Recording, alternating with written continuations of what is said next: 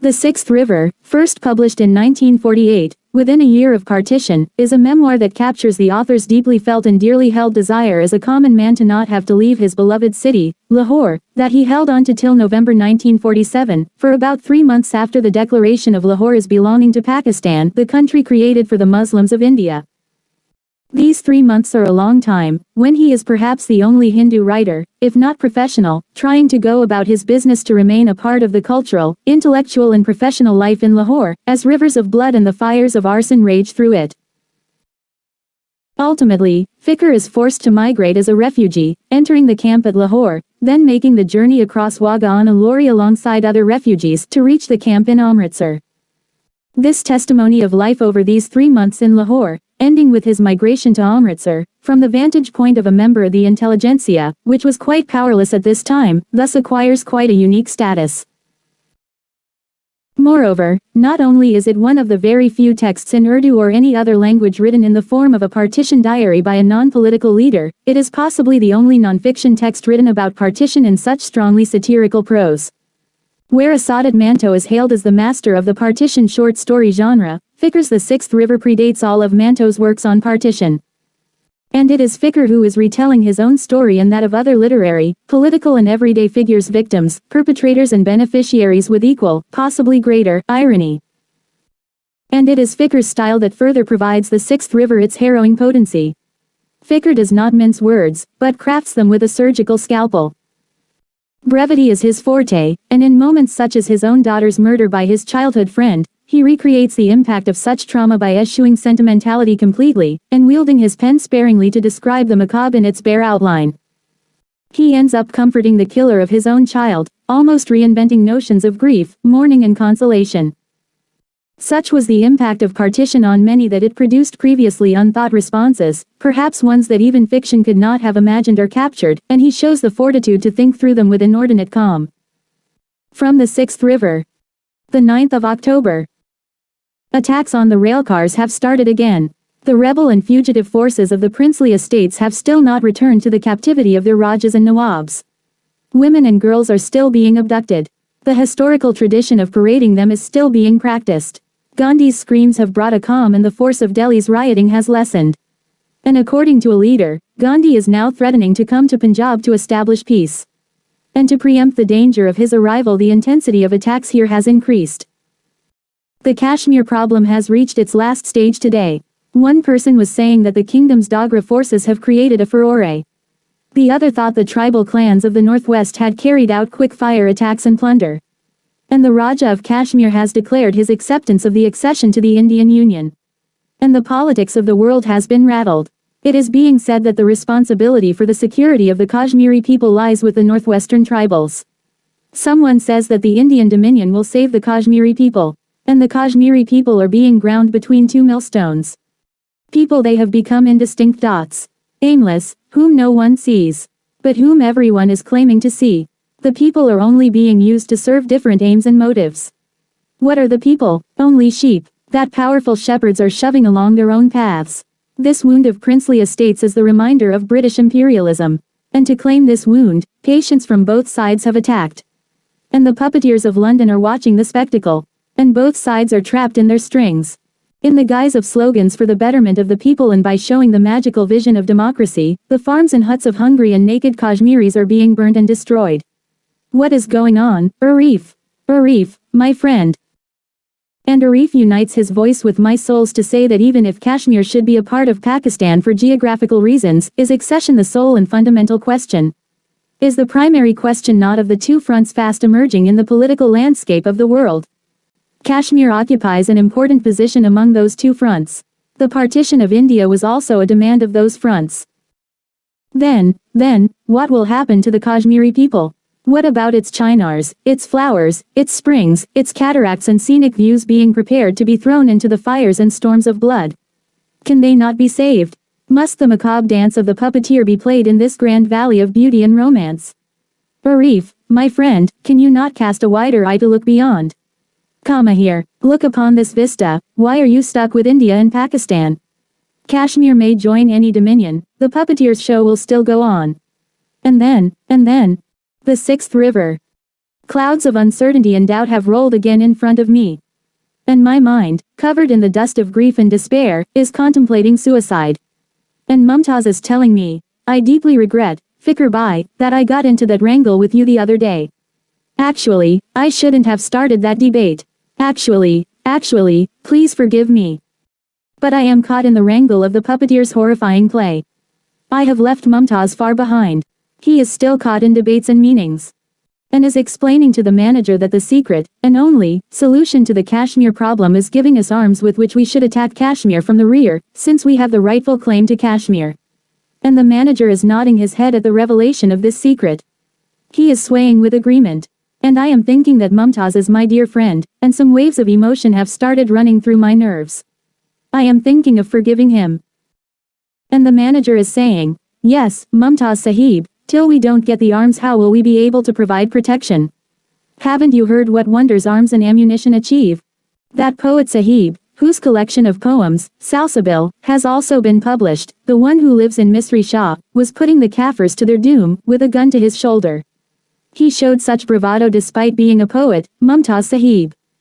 And Arif thinks that the manager is definitely wrong. Such a hateful act cannot be expected of this poet.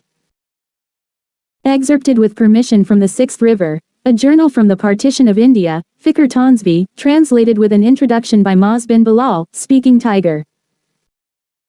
Fikr Taunswi was the pen name of Ram Lal Bhatia, the 7th of October 1918 to the 12th of September 1987, a noted Urdu satirist and columnist, born in Taunswi Sharif, which now lies in Pakistan. He is most well known for his popular column of social satire, Pyaz Ke Chilk, or Onion Skins, which he wrote for the Urdu daily Milab. Fikr published over 20 books in Urdu including Chhota Darya, Chaupat Raja, Fikriyat, Fikr Bani, Fikr-Nama, Akhri Kitab, and at least 8 in Hindi. He also wrote social comedy for TV, including the series Fikr Ne Kaha with a writer, Fikr, as its central character. Maz bin Bilal is Associate Professor in Literary Studies at the Liberal Arts School of Jindal Global University. He earned his PhD from Queen's University Belfast in 2015 for his dissertation on the politics of friendship in M. Forster's work. Maz is also a translator, poet, and critic. He was Charles Wallace Fellow in Writing and Translation in Wales in 2018. Ghazalnama, Poems from Delhi, Belfast, and Urdu, published in 2019, is his first collection of poems. Until the partition forced them to choose between India and Pakistan in 1947, many connoisseurs of art and culture had roamed freely from Lahore to Delhi unfettered by physical boundaries. Satirist Fikr Taunswi was among them. His compelling memoir The Sixth River, translated from Urdu by poet and writer Maz bin Bilal, lays bare the wounds of the bloody event. Born Ram Lal Bhatia in Taunswi village in present-day Pakistan in 1918, the memoirist found his name absurd enough to adopt the pseudonym Fikr, thought a move that gives a measure of his iconoclastic nature found in abundance in his writing. The memoir has a beguilingly metaphorical title. Chhota Darya, sharply translated as the Sixth River, is indeed a reference to Punjab, the land of 5 rivers, and the sixth is the river of blood that flowed through the region when the Radcliffe Line sliced it into two, one part for India, another for Pakistan. A man besotted by Lahore, Taunswi had to wade through the Sixth River, the exodus of people moving to the newly independent India, leaving behind the city he grew up in as well as his close circle of friends. In the memoir, he seamlessly stitches together a personal heartbreak and the collective tragedy to hold up a searing mirror to the event of the partition. Divided into 3 parts, and with an exhaustive and reflective introduction by Bilal, the book opens with a chilling scene. The bodies of Malecha Muslims were loaded in tongas and carried to the hospital. Some had half of his leg blown off, someone's skull had burst, and someone's intestines had poured out of their stomach. Mobbed by darkness, the first section of the memoir delivers a heady blow. Taunswi minces no words, and doesn't refrain from graphically describing the violence the partition unleashed. His emphatic prose distinguishes the Sixth River from other factually saturated accounts of partition history. And the strength of the book lies in the memoirist's ability to dramatize the chilling history of the partition.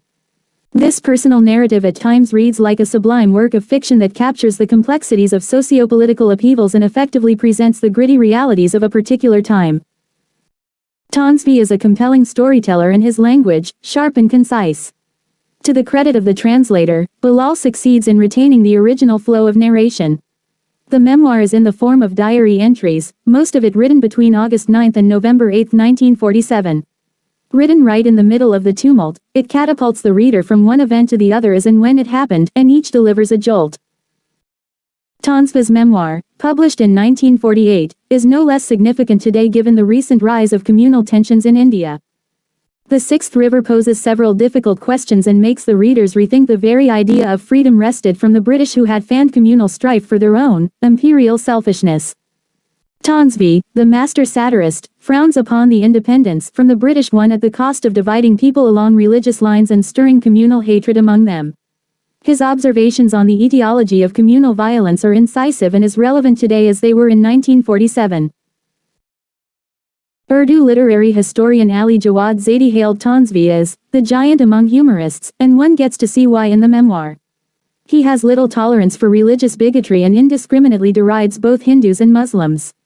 He does not spare political leaders either. Jawaharlal Nehru, Muhammad Ali Jinnah and even M.K. Gandhi were often at the receiving end of his biting satire. His brilliant gallows humor is evident throughout, deeply impactful and underplaying the overwhelming pessimism of the partition. For instance, Taunswi takes a scathing dig at Gandhi and Nehru for their feeble attempts to prevent the partition. And the caravan of Muslims from Delhi has reached Lahore, and Jawaharlal is begging, holding out the hems of his shirt in supplication, he wrote. Begging for peace, begging for civilization. And Gandhi's soul has been shaken, and he has run from Calcutta, gathering his dhoti and stick. Here, the Mussulman is our brother. Why do you kill him? If you kill him then kill me too. Hun, the idiot. How will it help us if they kill you? Don't come. Taunswi carried a grief-snagged heart since the partition, and that angst is reflected in the memoir, heavy with a lingering sense of loss. The pervasive sense of despondency may despair the reader, but that is where Taunswi's prowess as a satirist comes to the rescue.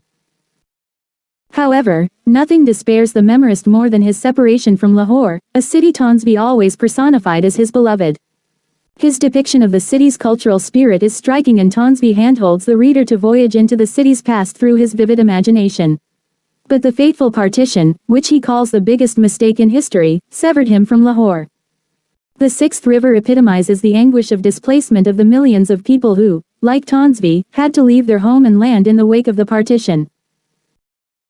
Bilal's translation of the memoir is a gift to the Anglophone readers, and the effort that has gone into bringing Taunswi's linguistic and cultural intricacies into English must be duly acknowledged.